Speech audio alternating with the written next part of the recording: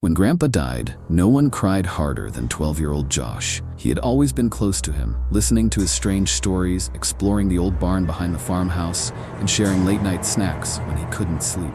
So when Grandpa passed, it only felt right for the family to spend the summer in his Iowa farmhouse, to grieve, to clean, and maybe to heal. But there was one rule: no one was to enter room 6. It was upstairs at the far end of the hallway. The door was always locked, the handle old and rusted. Josh had asked about it once, and his dad had replied without looking up from his coffee, "That room's been sealed since Grandpa died. No need to go near it." Josh didn't push, but he noticed things, like how the hallway grew colder near the door, how the wooden floor creaked differently outside that room, like it groaned, and how sometimes late at night he'd hear soft scratching noises from the other side. At first, he thought it was mice, maybe wind, but then came the whisper. It was faint, almost like air shifting.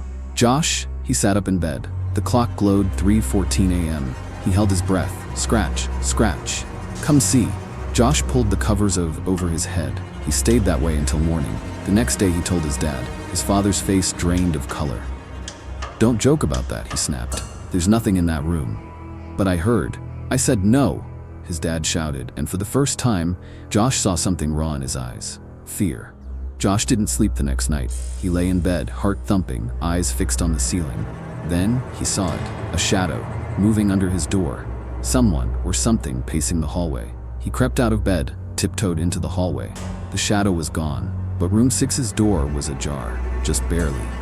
Enough to show the sliver of an old brass key now resting on the floor in front of it. He picked it up. It was cold. Too cold. The following morning, he waited until everyone was outside in the garden. Then he returned upstairs. The key slid in like it had been waiting. Click. He opened the door. A wave of stale air hit him, cold, dry, and sharp. The room was untouched by time. Thick dust on the furniture, covered windows, old wallpaper peeling in strips, a rocking chair that moved just a little when he entered, even though there was no breeze. But what caught his eye were the walls.